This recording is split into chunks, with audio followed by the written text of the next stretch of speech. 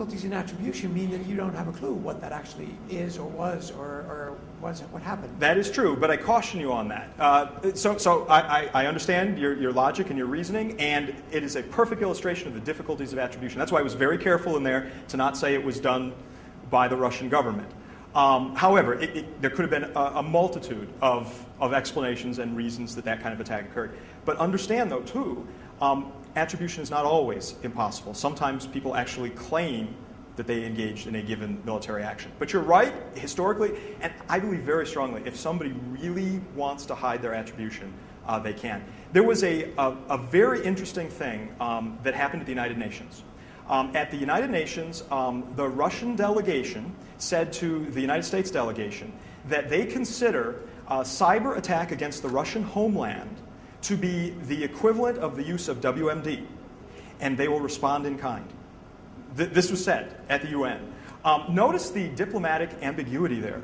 You hack us, we consider that WMD, we will respond in kind. Does that mean they will respond by hacking back or respond with something much more gruesome? It's diplomatic ambiguity. The question that needs to be answered, and this is what you're getting at, is how much attribution is necessary? Do you need to have 100% attribution where the actor says, yes, we did that? That may occur. We might have something where they say, yes, we did that. By the way, there were some reports that came out a couple months ago where somebody working in the Kremlin did say that they were helping to orchestrate part of the Estonian attack. This was reported in the New York Times. Somebody did say that. I don't know about the veracity of those claims, but that was said and reported in the Times. So we do have that possibility of somebody actually outright saying, we did that.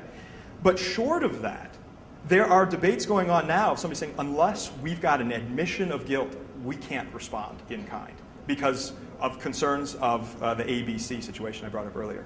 Yeah. Good point, sir. Thank you. Other questions, or do we have time? I think there's a question over here if we have time. Well, that would be, we've got 5 minutes. Okay, 5 minutes, you sure? All right, good.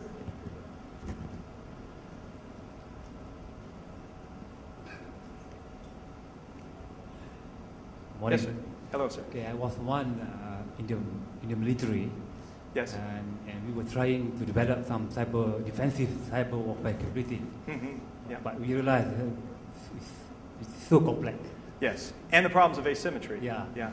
But now I'm into the looking into the security of national critical infrastructure. I believe there are many issues. Can you comment on that? Perhaps initiatives taken in the US? Sure. The defense of the critical infrastructure, which is typically run on an IP network now, critical infrastructure including water, including electricity, including various other communication lines and so forth, that absolutely needs to be defended. One of the debates that's going on now is, should a country be capable of isolating itself from the internet? And can it?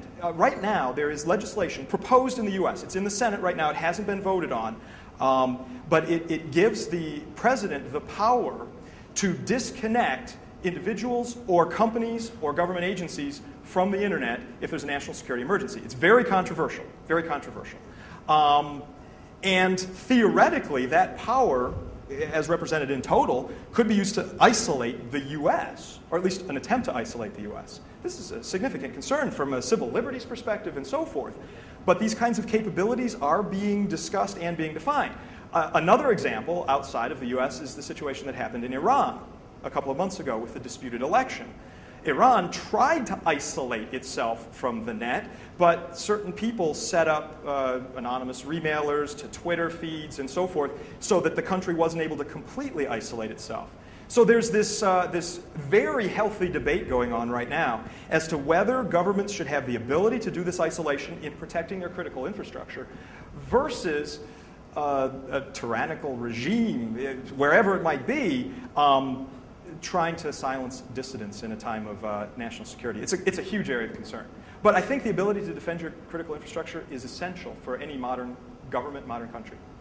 Other Ed, I think probably one last question. One last question. Okay. Do we have a question? This lady over here, I think. If we can get there.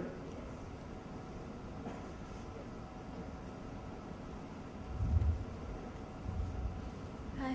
Okay, yes, about the military topic. Do you think this is something that a supranational organization like the UN or the EU should really be passing legislation over, or are you actually looking at it from an individual or collective security professional perspective? And if it's the latter, what exactly are you expecting? Wow, that's a great question. Should this be something that the United Nations weighs in on and defines some rules for? Or should it be something left to nation states? Or is it something that individuals should focus on for information security professionals? It'd be interesting for UN action to be taken here. However, UN action in a lot of cases in defining these treaties and so forth has proved ineffective. But for them to define some rules that others can aspire to or outright reject, at least we have some baseline of rules. So I would not oppose UN action there. I do think that countries need to start figuring out how they're going to deal with this from a defensive perspective, as this gentleman just discussed, and the countries are already working their way through the offenses. Some very publicly. The United States has commented very publicly about some of the offensive capabilities associated with the U.S. Cyber Command. Certain folks in China have actually commented publicly on offensive capabilities. Russia has been more quiet about offensive capabilities, but the U.S. has been one of the most vocal. China's. So the countries themselves start to need working through that and influence your government as the hacker community. But then as individuals, so that brings it down into the individual level, you need to start talking now and blogging about this and thinking what this means for you and your career and how you run your life. So. Well, thank you for the time, the extra time for the questions. It's appreciated. You asked some very good questions. Thank you. Thank you very much, Mr. Ed Skoudis.